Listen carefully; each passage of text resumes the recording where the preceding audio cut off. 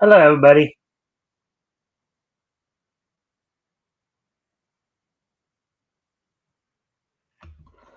All right, so I did message Rick a little while ago. He mentioned that he might be a little late, so about 5 minutes late. So as we wait for him, I welcome everybody to the Mikestand. Hope everybody's had a good week thus far as we, round out the week here with our weekly look down comics history lane, looking back to right now. Of course, we're focusing in on the golden age of comics. Tonight we'll be looking at comics that went on sale in March of 1940 from Street and Smith. Um, and of course, as I said, we're just waiting for Rick Piper from Cross Comics to join us. If you haven't already, if you guys can help out by liking and sharing the stream, see if we can get some more friendly people in here to engage. That'd be appreciated. Also, if anything here grabs your attention, feel free to comment and or ask questions. As I said, we're just waiting on Rick before we get started. I guess I can talk a little bit about the features. Six. We're gonna go over 4 features, 6 pages each, including the Shadow, Doc Savage, Iron Monroe, the Astounding Man, and Bill Barnes. So those are the 4 features we'll be looking at tonight.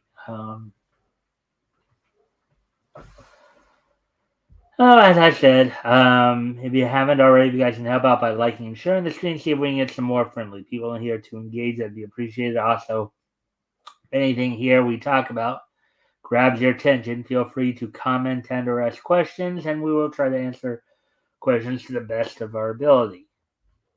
And there's Rick now. Hey, Rick. Sorry I'm a bit late.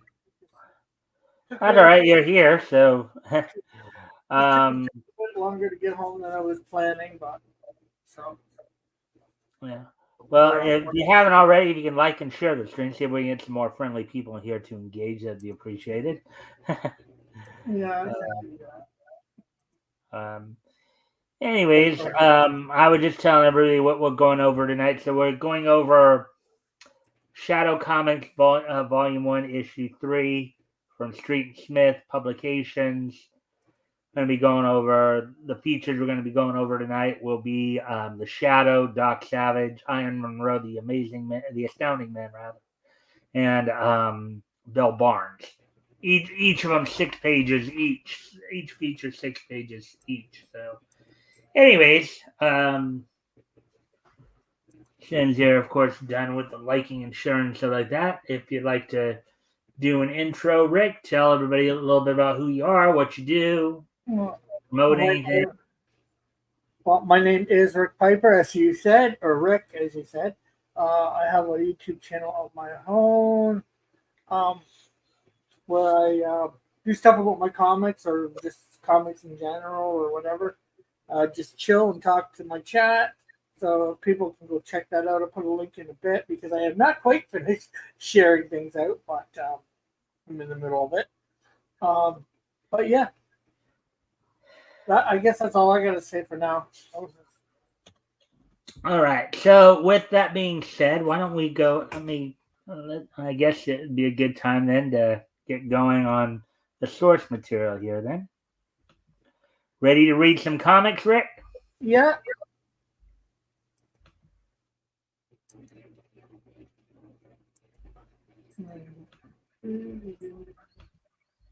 All right.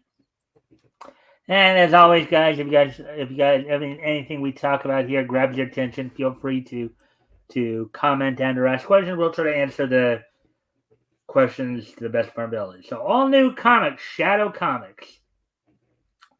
10 cents, May of 19. That's a cover date, of course. Went on sale on the newsstands on March. There's a Shadow as the feature. They have a Solve a Murder Prize contest going too. So there, that's a Shadow on them in the insert there, and then the other 4 guys, of course, you got Doc Savage, Nick Carter, Iron Iron Monroe, and Frank Merriwell. Shadow Comics.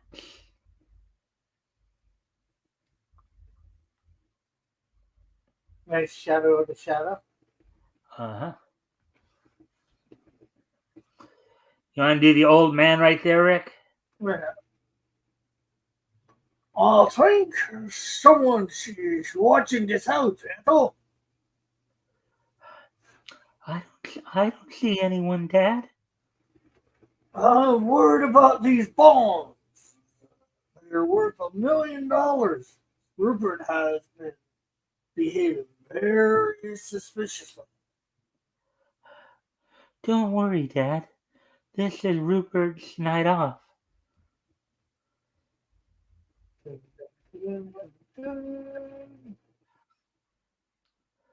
Let's see.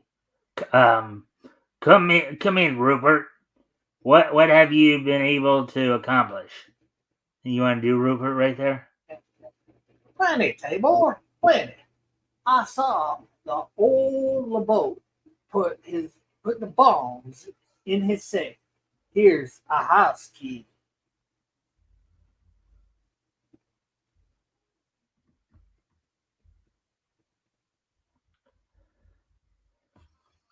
This is a job for you, Lefty. Uh, wear these. Make LeBolt open the safe, but don't croak him. We'll pin this on the shadow.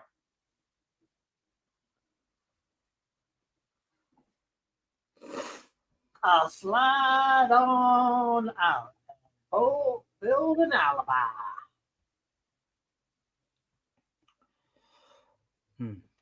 All right, I'll ride with you, Rupert. Oh, you're down already, Lefty? Okay, gee, that rig looks slick.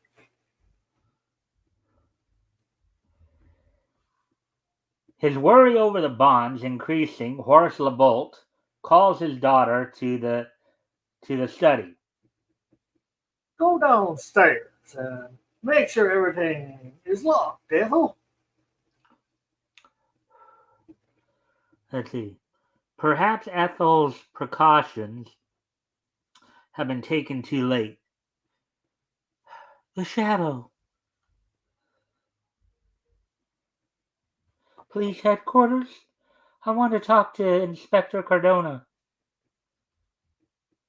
Um, I've only got one problem with this. Wouldn't you say I got a burglar's shadow instead of waiting for a certain inspector? Well, maybe that's the only inspector she trusts, right? Remember, cops were considered, particularly some of the higher ups, were probably considered pretty corrupt in this time frame, this time period. Yeah, but I'm not sure whether I'd take my chances of waiting. With somebody in the house and then in the middle of in the middle of the room where everybody can see. Well, good point. Hello. Get me chief operator. Keep moving and no squawks. Well, hello, Goodnight Spoon. Goodnight Spoon says, I'm conducting a survey on the existing existential effects of endorphins relating to social sciences and platonic matters. Tell me, what is love? Well, actually, there's a song title called "What Is Love" too. Yes, there's also a scripture verse that details it. Love is patient, love is kind, love does not. Reach LeBolt. Get busy with that combo.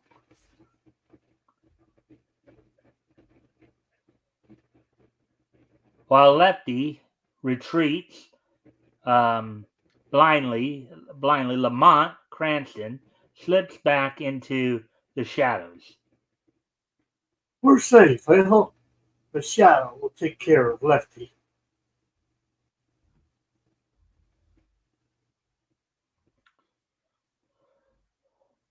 Always squeeze the trigger, Lefty. Like this.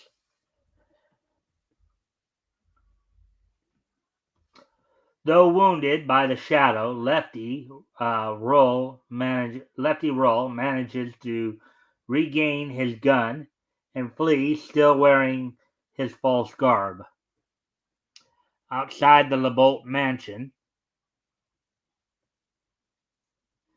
I heard some shooting, Silk. get the typewriter ready, boys, and move over.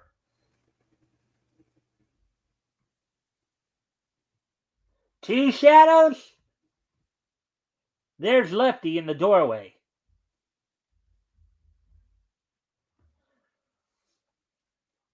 Okay, then the other is the shadow. Give it.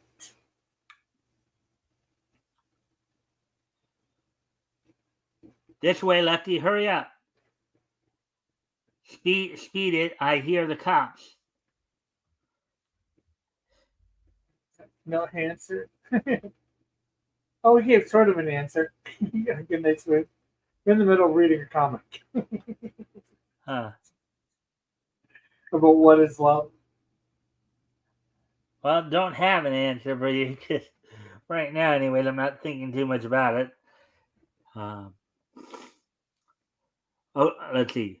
Arriving at LeBolt's, Inspector Cardona and his squad will be caught flat-footed, waiting for Lefty Roll, Silk Tabor, and his crew.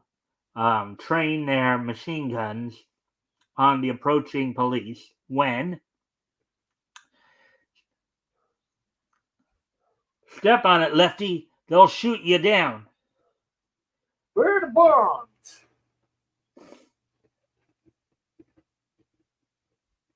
It's the shadow.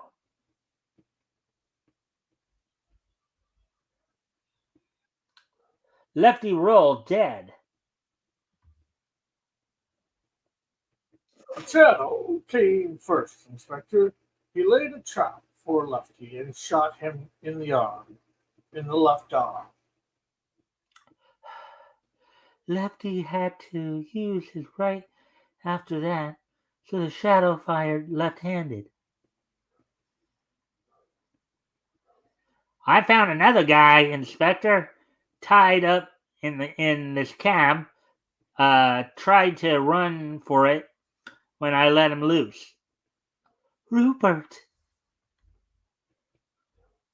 Well, I sort of told my answer, good night, Smith. I referred to the scripture about what love is.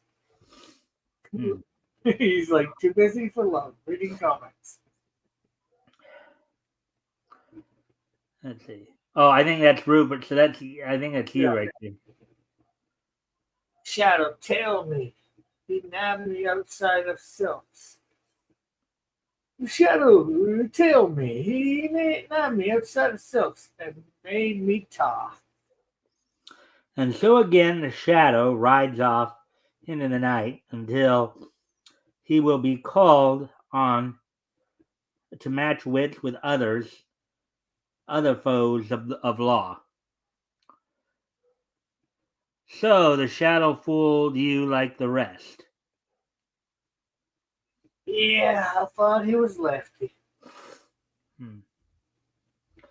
All right, well, we're done with that one. As I said, these are 6 pages each, so they're going to probably go pretty quickly.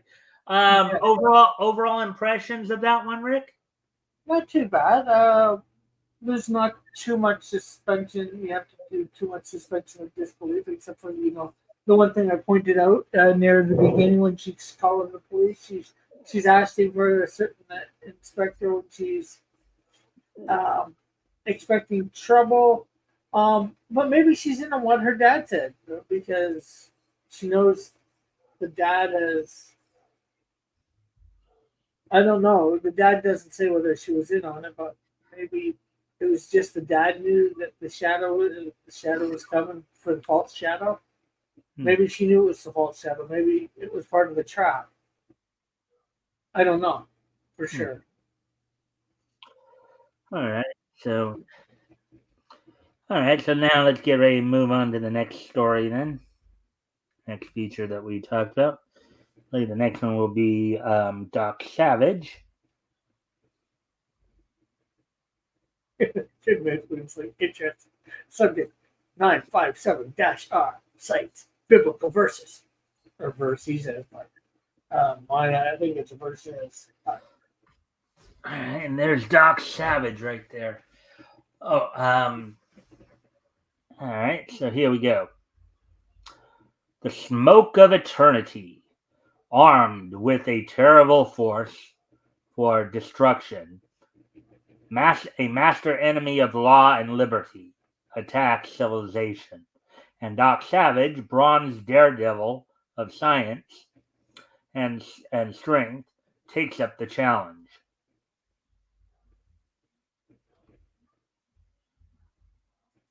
As Jerome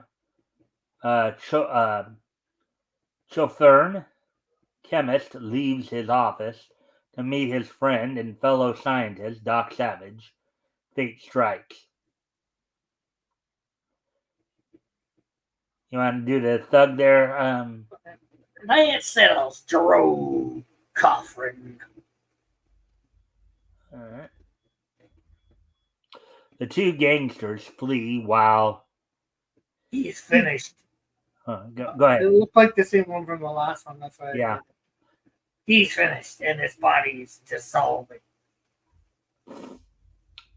But Doc Savage hurries up just as his friend melts into nothing.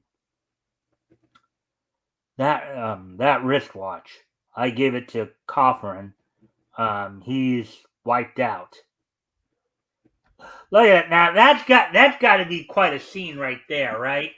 You're coming up, you're getting ready to meet your friend, and then all you're seeing is his dissolving body, and the only remnants of his dissolving body that you happen to see are his arm.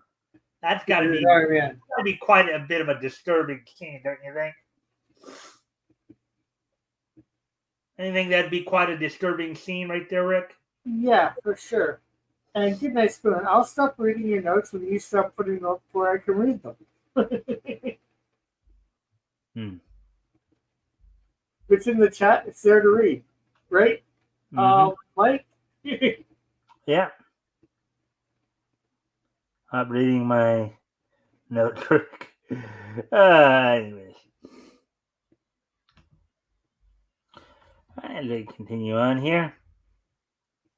Squint turns his murderous weapon on Doc, but that big bronze guy is after him. After us. This will take care of him. Doc springs sidewise.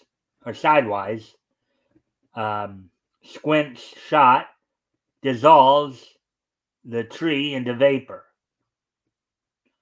He's slow on the trigger.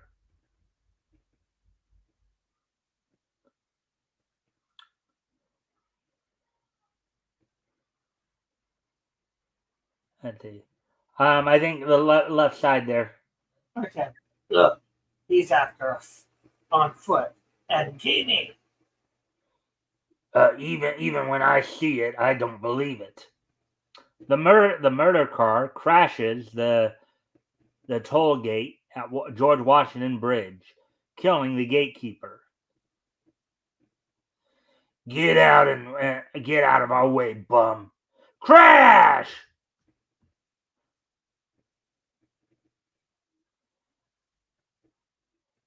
That's the guy in the green in the back, I think. Talking to the next one. Oh yeah, well I thought he was you though. Well, I thought I was doing the guy in the brown.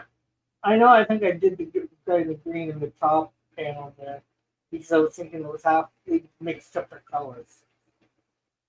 Oh yeah, oh yeah, okay, you're right. Okay, well, shake off that speed merchant. They can't lose me. Doc trails them to their Riverside Drive lair. That's the car. They went in there.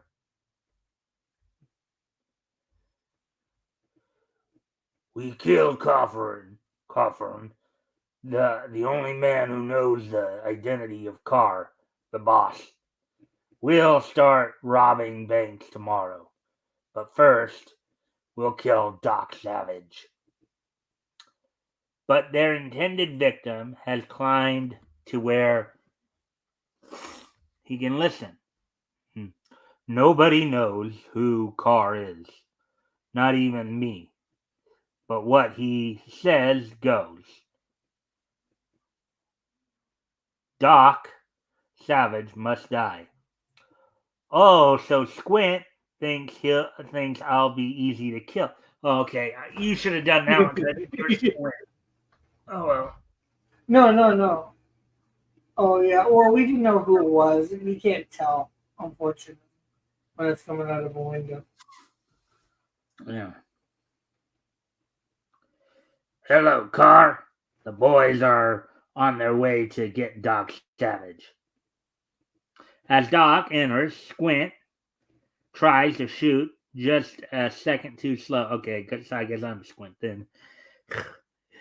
And Doc Savage is on his way to get you.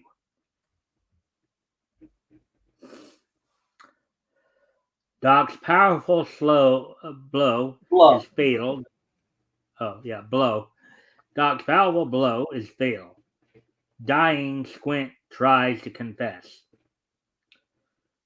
Hello, Squint. What's up? Squint? Who's this master criminal, Carr? And what's his weapon? Okay, oh. Squint? Who's this master criminal, Carr? And what's his weapon? Nobody knows, Carr. Now that Coffern's dead, and the weapon's a chemical called the smoke of eternity. Ooh.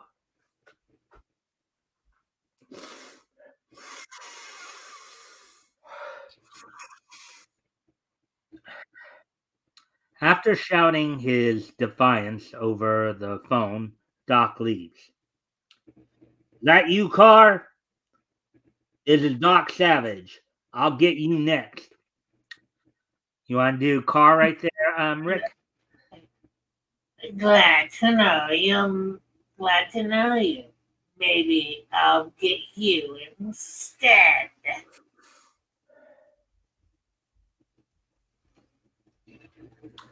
And interviews Oliver Brittman, naturalist and colleague of Coffern, on many expeditions. He's already killed Coffern. You may be next. And you want to do the other guy there? No, I can't identify, but I'm convinced he was with Cochrane and me on Thunder Island expedition. There were rough characters in our group. After a conference with Monk, his faithful associate. I've tried.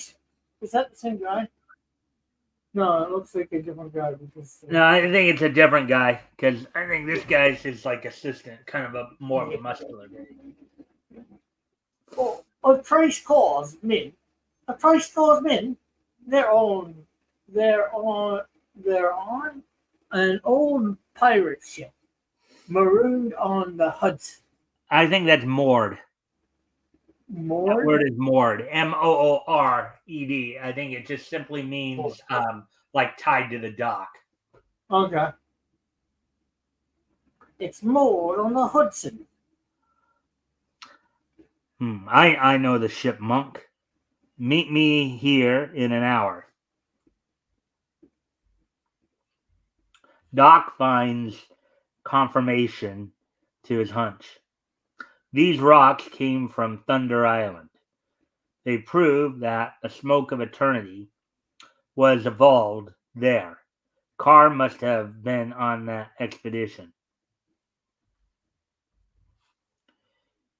But Monk is attacked by Carr's henchmen. Okay, Ape, come along with us. Try and make me.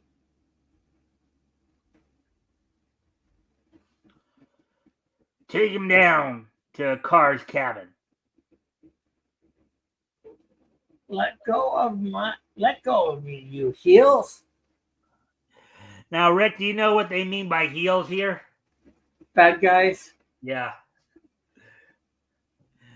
So they're using, well, probably wrestling more got it from them. Yeah. Okay, yeah.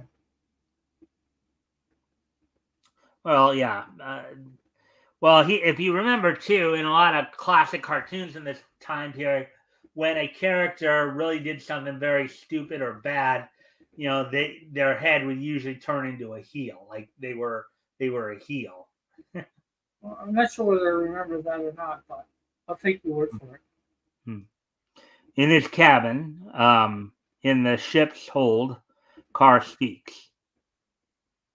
Well, Monk, I want you to write a note to Doc Savage telling him to meet you at What? You lead Doc into a trap? What? You lead Doc into a trap? Nothing doing.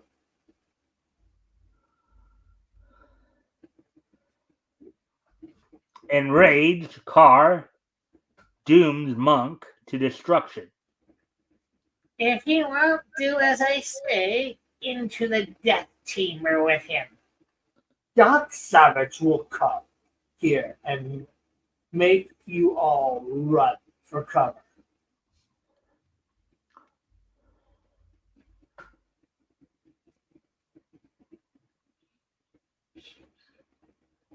That's the last of Monk.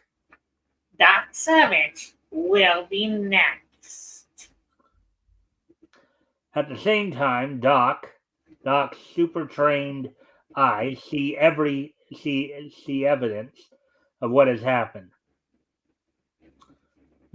Monk gone.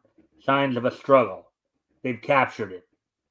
He races to the waterfront lair of the thugs. Halt, you! Ooh! Halt, you! Ooh! Out of my way! I'm going to save Monk.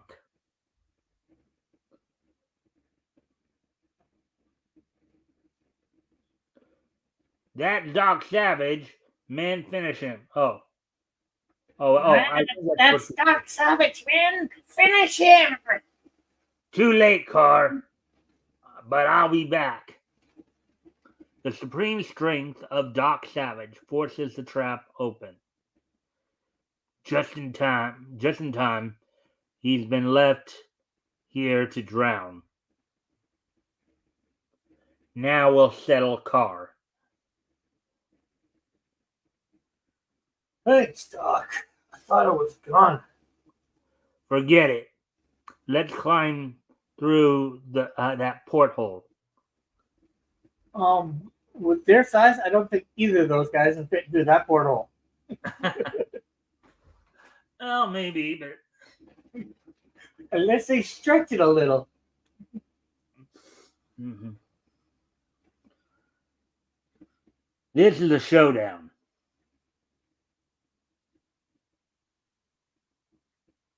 Hell, Carr! Here's Doc Savage. The tremendous fighting powers of Doc and Monk overcome great odds. Take that. Don't let one of them get away. Doc Savage is in there. Rush in and finish him off. Look, Monk, they go down like 9 pins. Come on, let's get that marked bomb. Marked That masked bum. That masked bum. That masked bum Carr. Desperate, Carr turns to his mysterious weapon. The fight goes on against us. I must use the rock. Use the smoke of eternity. You were tempted to say the rock of eternity, weren't you? Yeah. Yes. This will destroy all my men, but it's worth it. to finish Doc Savage. I'm sure his men aren't too happy about that idea. Yeah, well, they don't know what he's about to do, probably. Even as Doc and Monk have vanquished the last thug. Well, Monk, we licked them. Yes, pretty fair workout. Carr burst in upon them. Doc Savage, you fool! I'll whip you out of existence. And look at Carr right there, full on mask, red robe, all that. Yeah.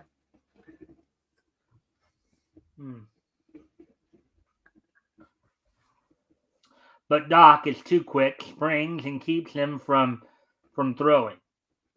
Not so fast, Carr. Give me that smoke of eternity bomb.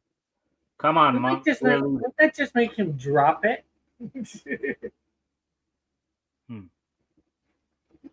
Which I'm not sure whether it would be as bad or not.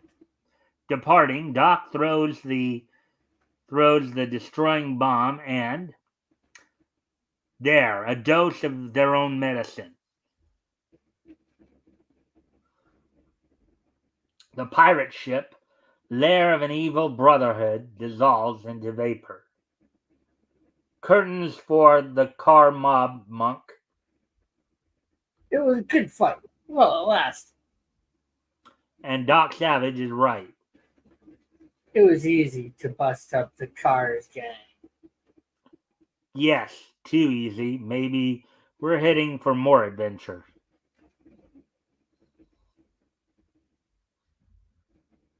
Carr has been defeated, but was he killed with the others of his gang?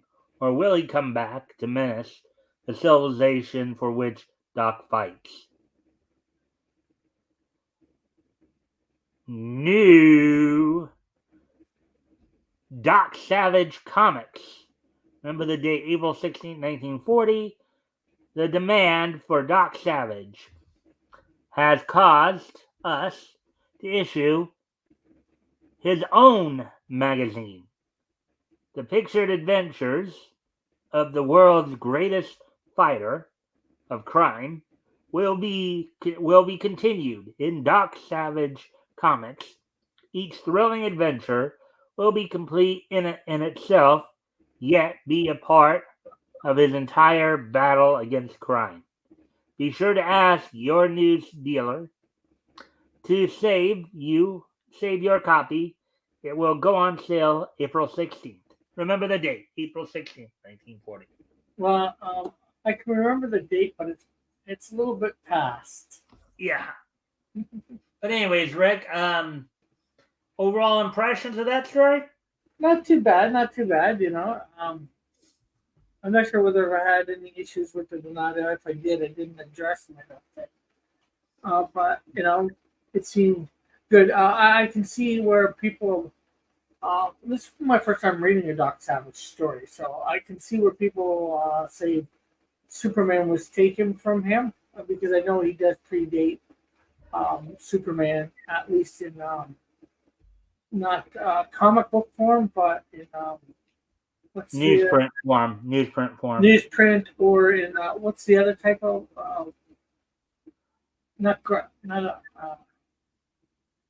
I'm trying to think, pulp fiction stuff. Yeah. So they'd have a thing, and then, you know, a picture in a story, or a couple pictures in the story. Good night, Spoon. Reading some of this stuff now. Subject: 957R seems to possess the supernatural ability to read notes across great distances. I should not have written that. Doubt. Somehow he will see it. Actually, somehow he'll see it. I'm correcting his grammar. Had I known subject 95R, I have known subject 957R for some years, and he has never demonstrated this ability before. Perhaps it was the length of his hair that disrupted this power. No, I've had my hair short before. I've got pictures. All right. So And anyway, it's easy to read your notes when you're typing them in a chat. all right. So anyways, let's get ready to move on to the next story we're gonna do. Oh, here's another little side piece here. Oh, actually, no. Can you solve it? 100 prizes off or a carry? Okay, so this is actually we weren't gonna do this one. Let me look at the nice picture there.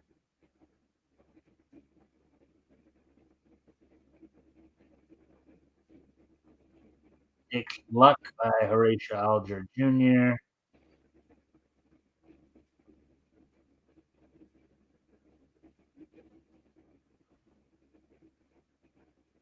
Richard.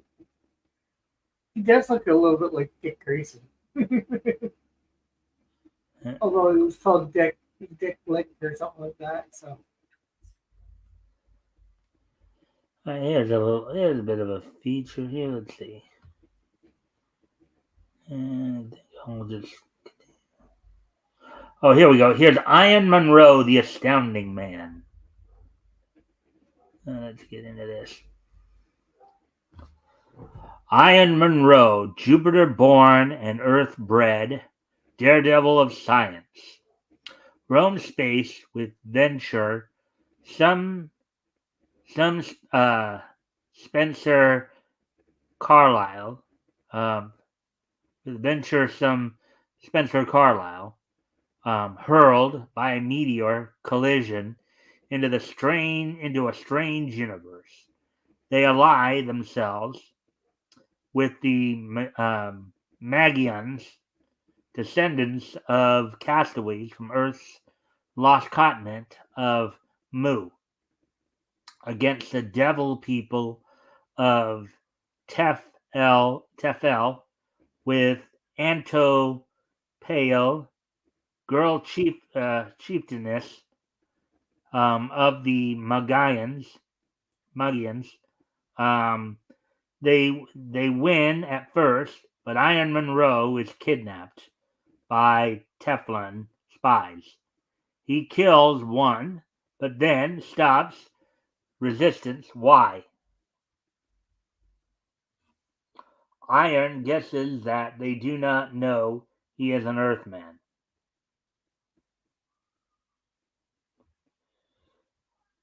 You want to do the guy in red there? okay. Why do we want struggle? Magan? Yeah. How did you get here through the spy rings? We And might they have found out that he is the brains behind the Magayan's new armament. as well tell him, since he will return. Our ship is just outside here. Our ship is disguised as a Mayan Spita. Magayan, yeah. We discovered the password. And now back to Tef L, where we will take that smile off your ugly Mayan face. Iron Monroe's trained eyes take in all details. He begins flattering the bragging Teflons. And what is that device over there? A fire globe projector, Magian.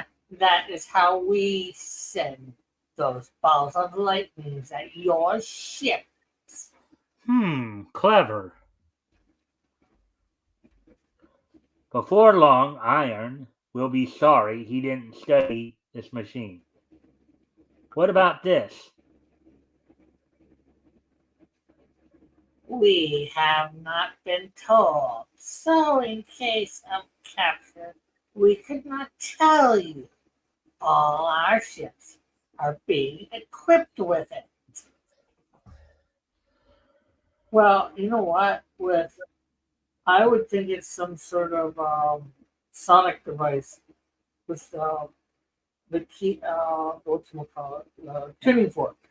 Well, yeah. I mean, and plus, you'd want to at least have at least one person on the ship know how to use it, because if it is particularly, especially if it is a weapon, you're gonna want at least somebody to know how to use it when the time comes to use it, right? Yeah. Well, there's that, but just looking at it, seeing the tuning fork and all that, it makes me think it's some sort of sonic. That tube is going to amplify the thing when they hit the tuning fork and send out rays of sound to destroy something. Tricking the spies off guard. I don't quite savvy it. What's that up there? Iron Monroe smashes them into insensibility. Sorry to treat you boys this way. It was a swell party while it lasted. He leaps to the controls, a minute study, and Iron Monroe whips the ship around and heads back to Magia. Meanwhile, at the laboratory, Spence is shocked for a moment when a dead Teflon and Iron's gone. They've got him.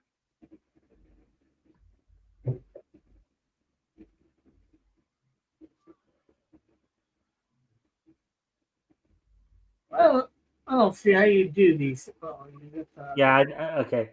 The partners go into the Council of War. Actually no. Actually no.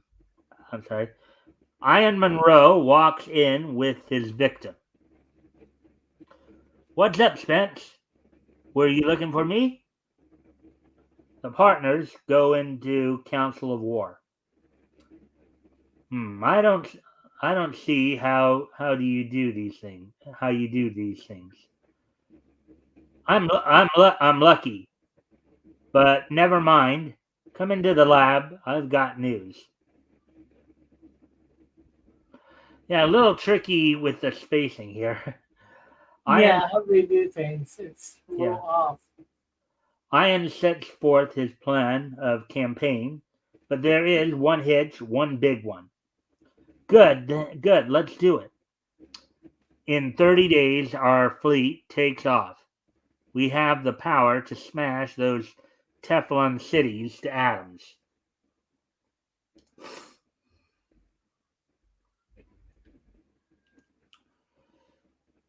No, if the cities are ruined, data plates will be lost forever.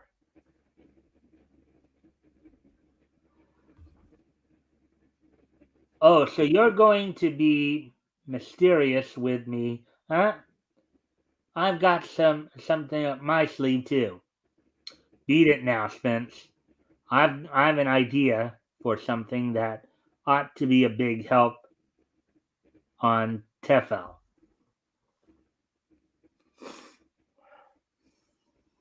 And Ian Monroe applies his brilliant mind to mechanical problems while Spence begins his new labors at new chemical weapons. A few days later, the Teflon ship takes off, clinging to it with magnetic grapples, is a tiny Magian speedster.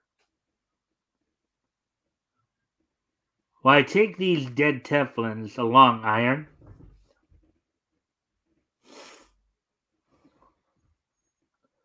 When we get near Tefel, we'll get into the speedster and let this ship crash. No one will know that these devils died on Magia. Unless they do some sort of what's called autopsy on them. They might not know quick, but they could find out that they were dead before they burned up in the crash. Yeah. The plan works well. The Teflon ship crashes, and the speedster lands on the night side of the Devil Planet. See this, baby?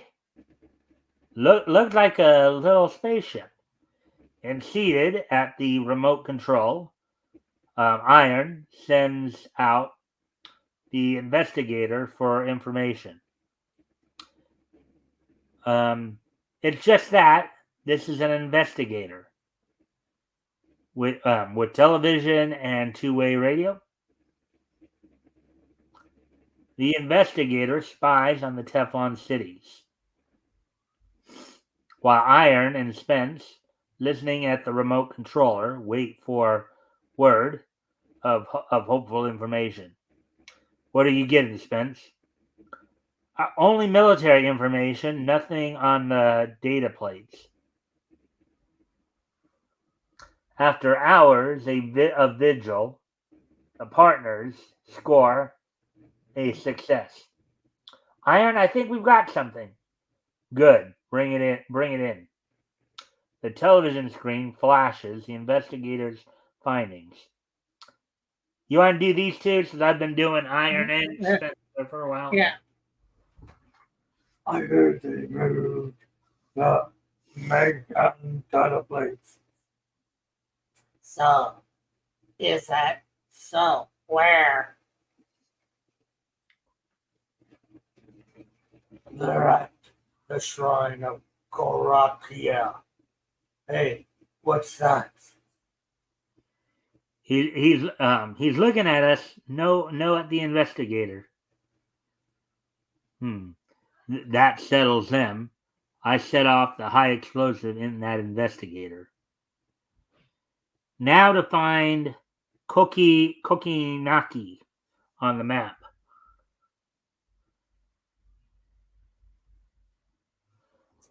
Quietly, under cover of night, they slip their tiny ship into the shrine. The data plates are of religious value to the Teflons, hence not heavily guarded. Gee, But doesn't make sense. What was that? I said that makes sense, but doesn't make sense.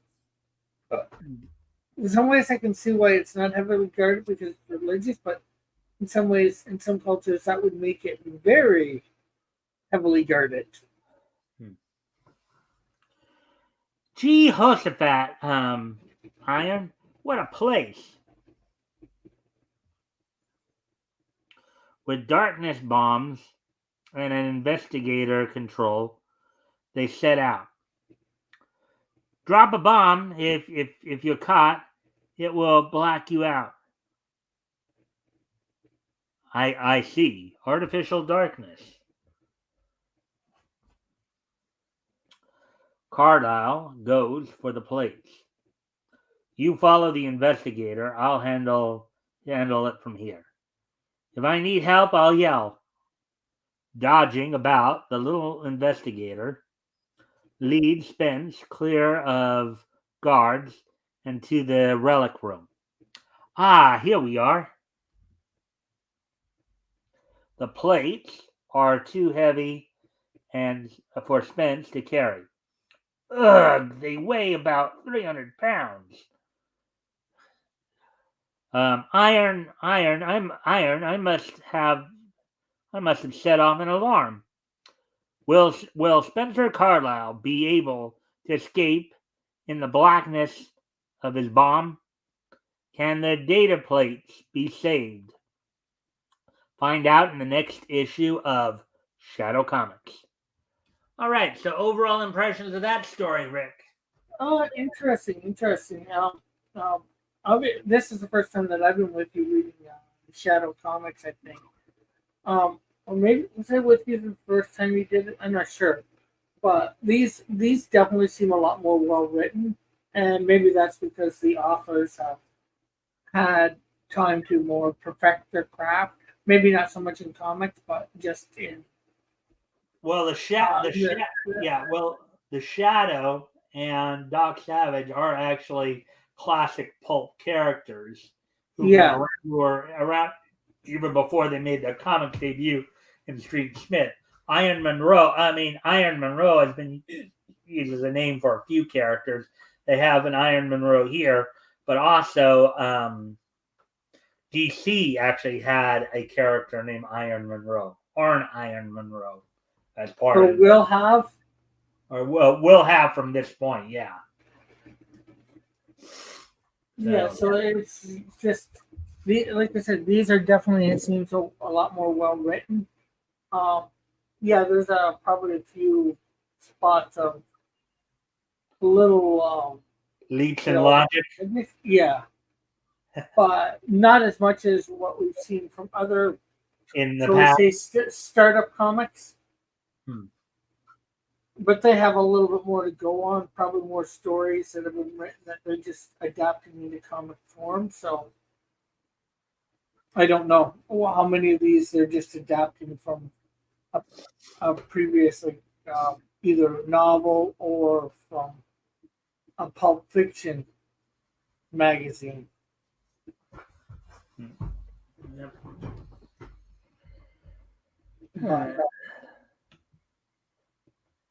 Yeah, we're just getting. We're like 3 of the 4 stories through, and we're already just at 51 minutes in. Yeah, thank goodness. So it says, though I had ceased my logging, my thoughts in his presence of subject 957R was still able to read my notes. Perhaps this ability will extend across time as well. All right, so we are going to read one more story here, Bill Barnes. Actually, though, when I do get down there, since I get down there, I'm going to hand it off to you for a moment to talk to Goodnight Clint, anybody else who may be in the chat. I do need to step away from the computer for a moment. I'll be right back. When I come back, we'll start reading Bill Barnes here.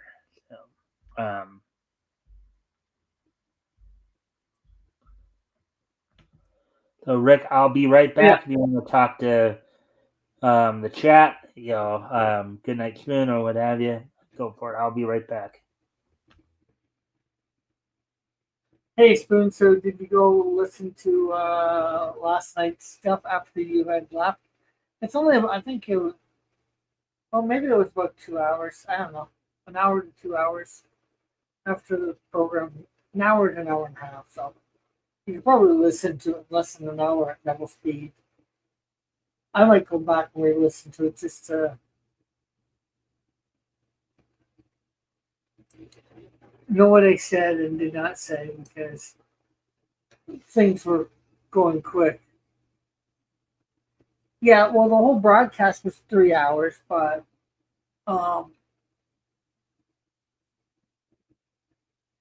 if you take off the time that we did actual thing for, which was probably an hour, somewhere between an hour and a half, probably an hour and 15 minutes for the actual game.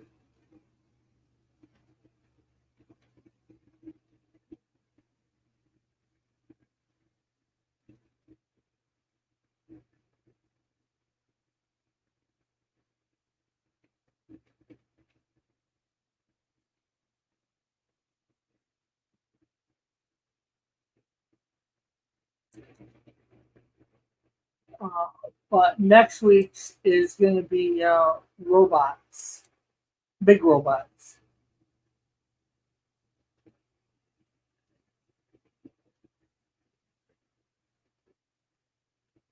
Yeah. Oh, yeah. Well, I did read outside.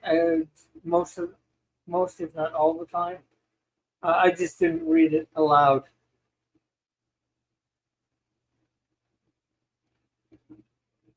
Did I watch the new Beetlejuice yet? No.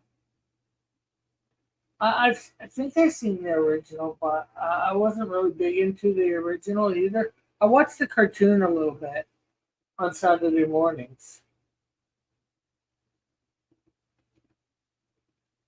that they had.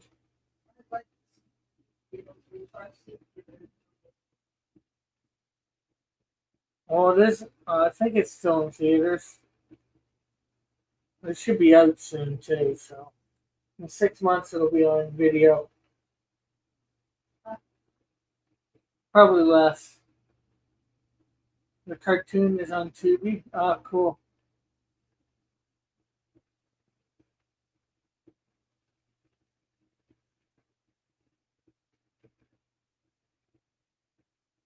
When I was at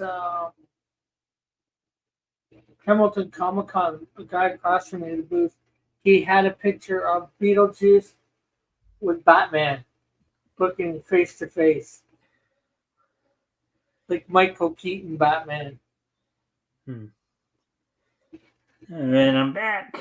So He says, "I kind of go hypocritical. I hate the movie and like the cartoon." Well, I think they're two different things in the same. They're based on the same thing, but they're a bit different. They have a different style, feel about them. all right. So with that, let's get to this last story here.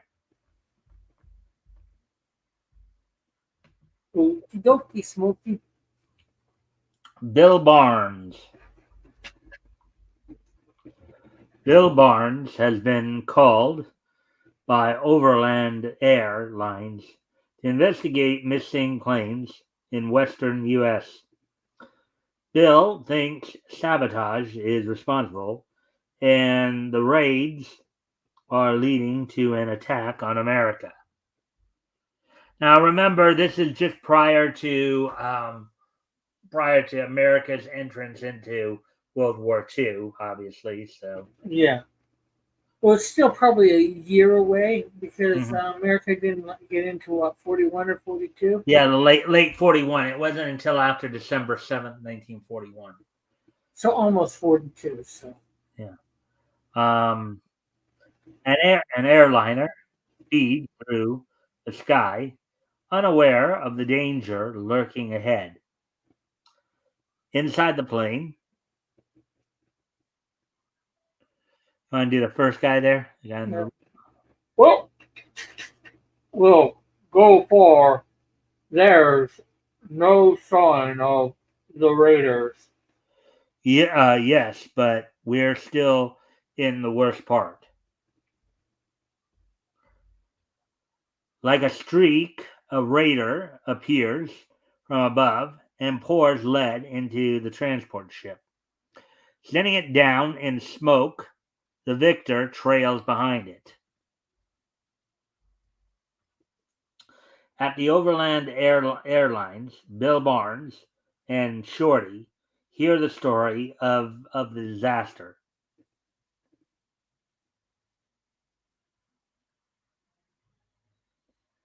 You You want me want to to do? do the guy in green? Yeah, yeah. Something has got to be done about it, Mr. Barnes. And something will be done. My plans are made, and we're taking off immediately.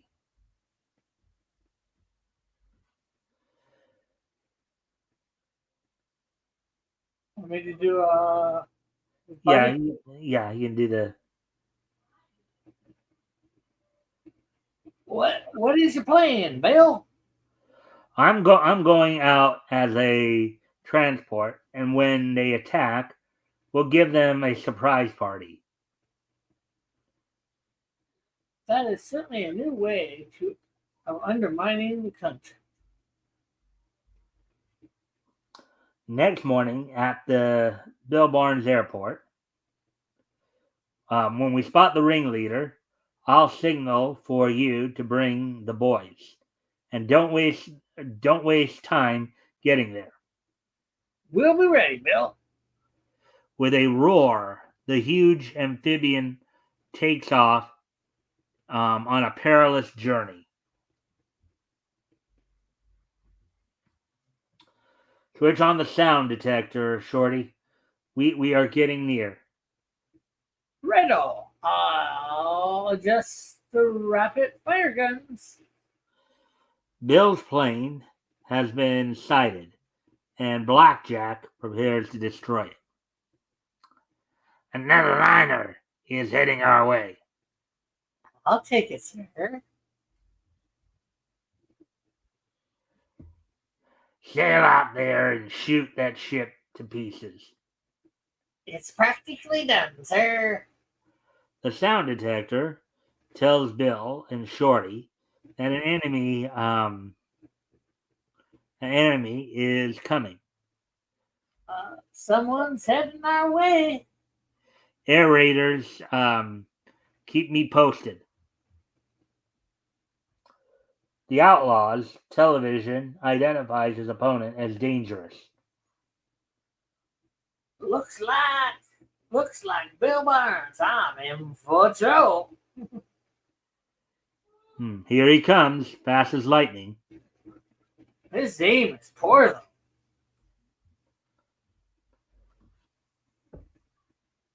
If I get Bill Barnes, the boss will give me big dough.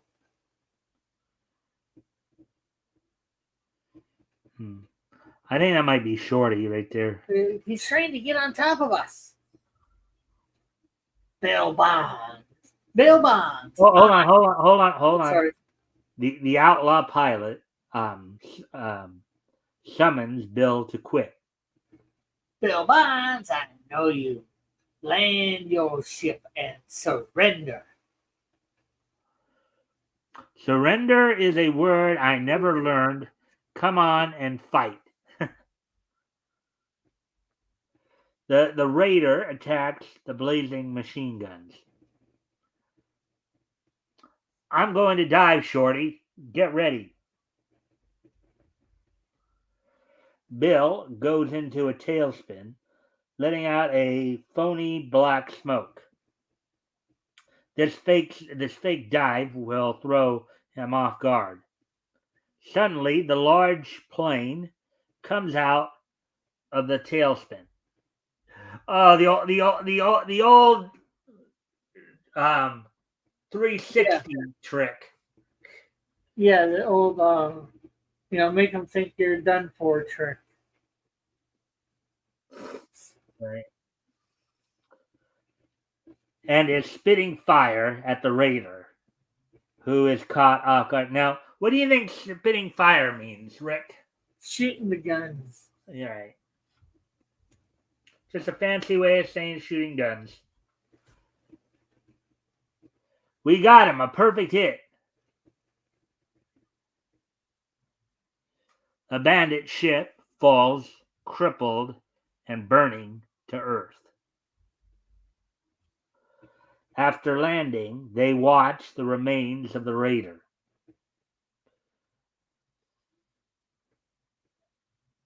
Well, I have to remove food here, so. I think the first one's you. All right. Wherever he is, he won't live through that crash. Now to find the main base.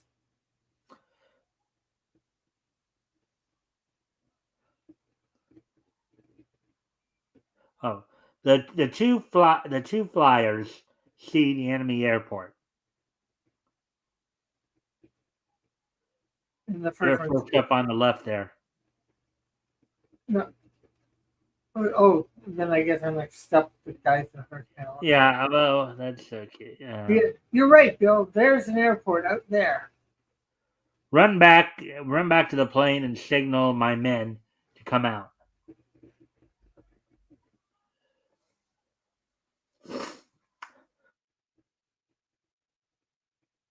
Planes are warming up, probably for a mass raid. Quick, Shorty. We're going up. They're getting ready for a mass raid. Our men will be here soon. In the meantime, we'll bomb as many of their planes as possible. With full speed ahead, Bill zooms toward the airport. Open the bomb pit. We'll show them a good time. Talk about a good time getting bombed, huh? Lots of people think getting bombed is a good time. I think it depends upon what you mean by getting bombed, though. Oh, this is true. I'm sure a lot of people will get into that, but where you're actually having bombs being launched at you, I don't think so. The base is showered with bombs as they come hurtling from the sky. The airport is in chaos, and only a few planes escape injury.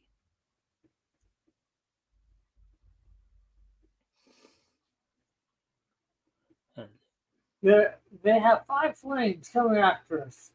The rest are crippled. We'll take care of them.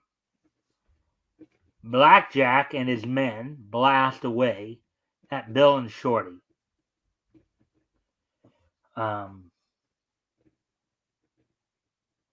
When out of the sky appear the planes from Barnes Field. The enemy planes are completely surprised and are put into utter rout. Bill is on the tail of Blackjack, the spy leader. Blackjack is blasted from the sky. They got me. In glorious triumph, Bill Barnes and Shorty return home, assured that the country is safe from spying raiders. We destroyed them completely.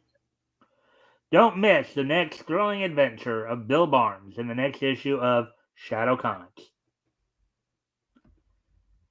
Bill Barnes Model Airplane Club. Boys, ask your school teacher, scoutmaster, Sunday school teacher, boys club manager, or anyone who interested. Okay, anyone else interested in boys to. Okay, probably now. Granted, looking back on it from our time frame, probably not the best way to put that. Yeah. I think I understand what they were trying to say there, but considering the times we live in now, doesn't that sound a little suspect to you, Rick? Yeah. The way it's worded could be better. Even back then, it could probably be better, but Yeah, but it doesn't have as many I think connotations today. it's for a model airplane Back kit, then. I believe, is what they're trying to sell it for. Yeah. Stars that shine. Let's see. Songs of the Imaginary Birds in Wizard of Oz were obtained by recording real bird calls and reversing the soundtrack. Let's see. Let's see now. Pete Movie Dunn's Penguin has a wardrobe of 168 suits. Oh, wow. Susanna Foster, 14-year-old singing star of the great Victor Herbert, can reach B flat above high C. Baby Peter Be Good of Brother Rat and a Baby was born in a motion picture theater in Basel, Switzerland. Scarlet, the cat and Canary, ruined so many scenes with her purring that her scenes were filmed silent and the sound put in later. Cinema tricks. Bricks are made of sponge rubber. Flypaper is paper coated with honey. Look at the paper sticking to the guy right there. Oh, yeah. Oh, I know what you mean by cinema tricks. That when somebody throws a brick in a movie, it's not a real brick. It's foam Right. rubber. So Rick, overall impressions of the last story? Eh, Pretty good. Not well, definitely not the Super One, Hero One, which is a little different. Well, actually, I think the last two were superhero-ish. I forget. But They were more adventure style stories. They're yeah, not really like superheroes per se, but you know, but that's more how like the more comics back then. everyman vigilante type without the superpowers, which Yeah, actually many superheroes were back in the golden age. You didn't have as many like superpowered superheroes, but again, like the Shadow and Doc Savage were longtime pulp heroes even before they made their comic book debuts. So, yeah. all right. So then, of course, okay. So of the four features that we took a look at, right? Which one would you say was your favorite, and your reasoning why? Okay, so obviously we read the Shadow, Doc Savage, um, this airplane one. Bill Barnes and Ian Monroe. I no. Hmm.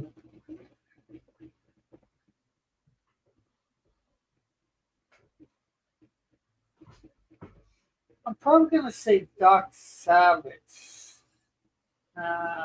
No, that's my reason why. I'm not quite sure. Do you have a particular reason why that was your favorite, or? I'm trying to think of that. Um,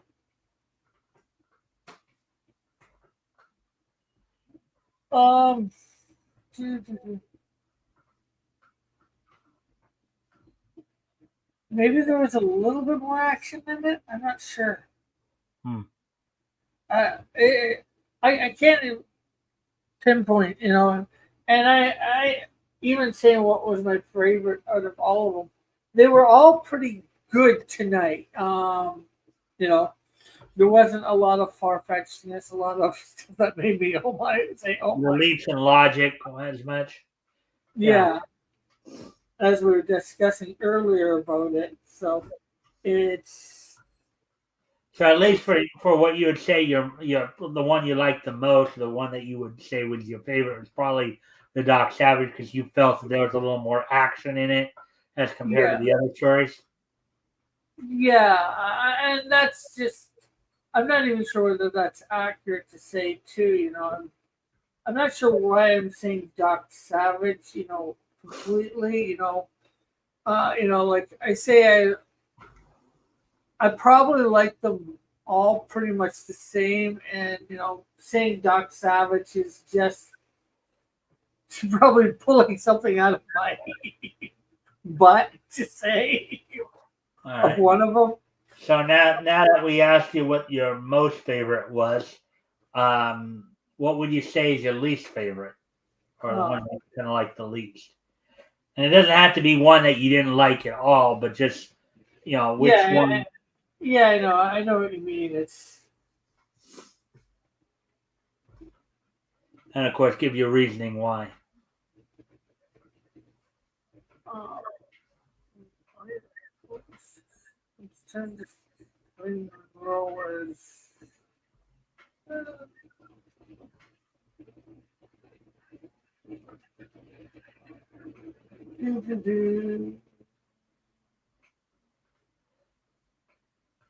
Trying to think. Now, okay, if I have to choose, which one was I like the least? And again, it's like I like them all pretty much the same, but if I'm gonna put one, There was no real differential there between. yeah, and it's even in the which ones I like the most. Like it's like it's like they're literally hairlines above. Like I put say the Doc Savages like a hairline above all those other You don't ones. really have one that you like the most or the least. They're all pretty much equal to you. Yeah, you know, All right. there was if I had to rank them, which is I'm gonna say it's hard for tonight. Which I'd say is a good thing, really. That I'm having a hard time really picking one that is really. It's like, Well, let me ask you this: would well, if you kind of already know the sources that we use here. You know about like read comics online and yeah. and the other one I use. You know, would you actually consider going off and trying to read some of these on your own? Oh, Did they probably. make enough of an impression there to where you'd want to maybe go off and read some of them on your own? Um, I've read other ones that have done that more so. I would like to go back and read a whole bunch of these comics. When I get the time. Unfortunately, it's probably easier than what I think. It's just making the time or whatever to Right. go over to these sites and all that. I mean, could you imagine? I mean, remember, I did this myself with DC for a while there. Yeah, I did it with DC myself as I well. was just reading the synopses. I wasn't even necessarily reading all the full stories. I was just reading the synopses a lot of times just to try to put the DCU together in my head. Yeah. Well, I know I was actually reading, I think, pretty much every comic, every story for a while, or the ones that I could get a hold of for the DCU. And I started back, well, maybe not every story, but all the Superman and Batman type ones, all the superhero ones. I go to Action Comics, but I wouldn't read every story in Action Comics. I don't think. I forget whether I did or not. Well, I mean, This was like 20 years ago I did this, so I can't remember.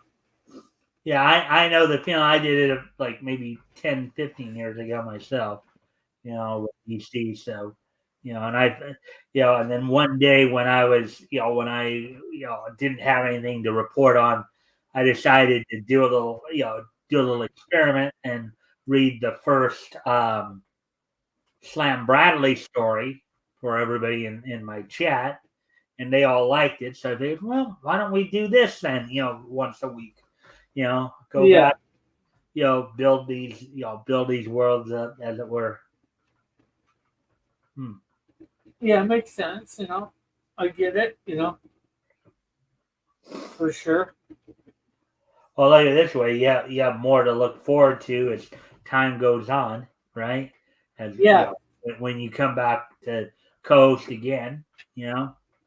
Yeah, which will be a Sunday in about a month. Well, yeah. Now, the one I would probably ask you about this after the show, anyways. But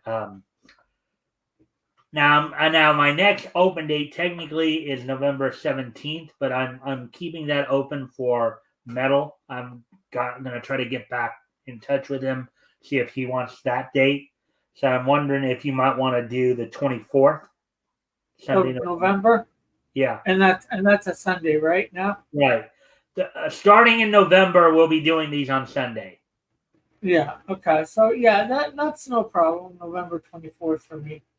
All right, I'll put you down for November 24th then. And Yeah. I think, let's see. I think we might be doing Harvey then. I don't know. Yeah. But if Metal can't do the 17th and the 24th is better for him, I don't mind switching with him for that. Yeah. But, all right, so we got that settled, and I'll put you down for the 24th, and then anyways, let's see. Well, we're at an hour 19, so we're going to be running a little short here, but I think that's definitely an unusual thing where we actually get finished all the stories and we're not rushed for time doing it. Yeah. Well, these were all like 6 pages because normally, as I said, I can usually do about 30, 35 pages in a 2 hour spread. We only did 24 tonight. Yeah. I think we could have added one or two more stories in there, but I just figured, just you know, Yeah. Yeah, you only had one book to do from next month. Next month, when you do it sounds like you're gonna have two books. You'll have the Shadow book and you'll have the Dark Savage book. yeah, we'll probably do like maybe 3 stories from each book or something, 2 or 3 stories from each book. So, Yeah. but anyways, all right. So I think what I'm gonna do now is we're gonna move on to this day in each, or yeah, this day in each history, and then we'll wrap things up.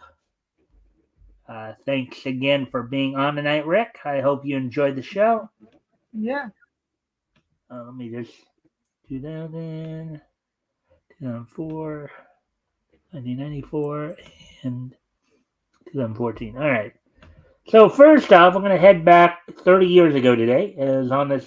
Today is Friday, October 18th, 2020, 2024. So now we're going to take a look back at this date in Nietzsche history. So first off, we're going to go back 30 years ago, and on this date, 30 years ago today, Nest Entertainment and Rich Animation Studios' The Swan Princess was released on this date back in 1994.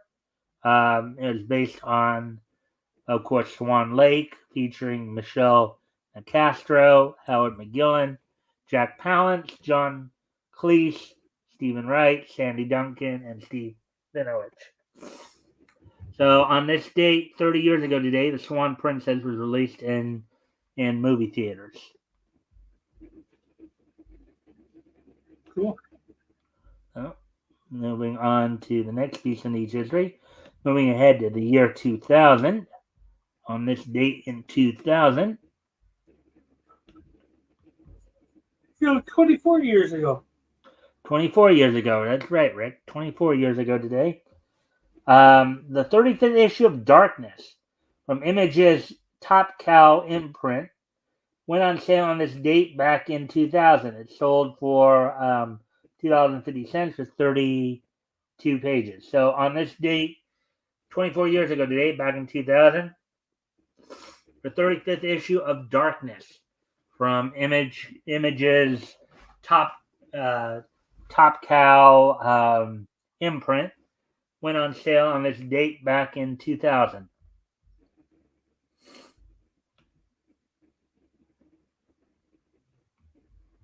So now moving on to the next piece in each history here.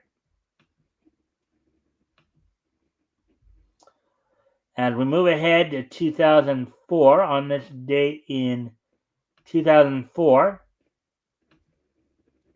on the night right before Taboo Tuesday, this would be basically WWE's Go Home Raw before Taboo Tuesday.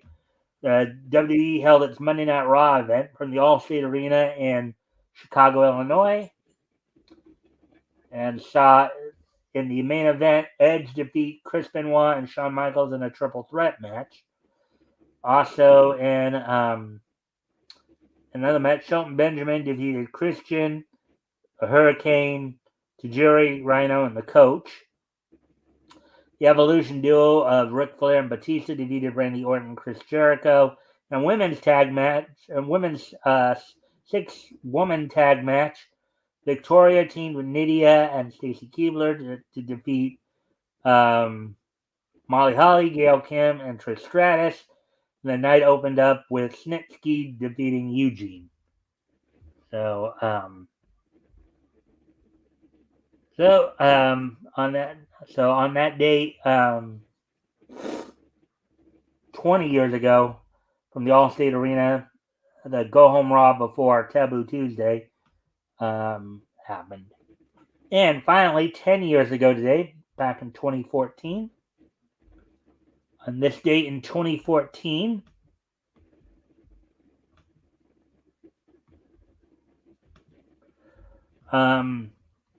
Nelvana and Synergy SP's Bay Warrior Cyborg premiered on Japanese television on this date back in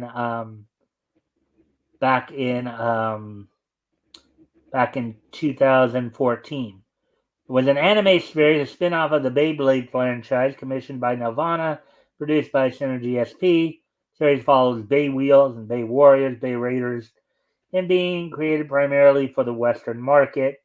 The standalone show has 26. So this was an anime that was actually produced for the West, believe it or not. So on this date,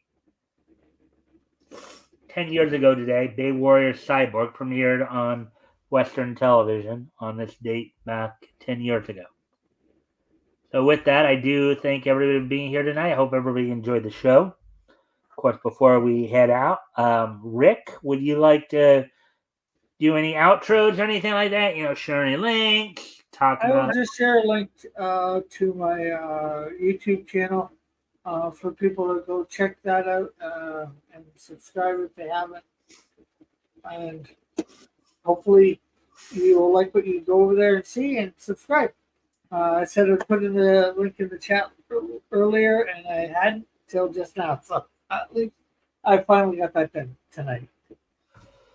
All right. So with that, I thank everybody for being here. We're coming up on an hour and a half. I guess we will see you all on Sunday. Bye. Bye.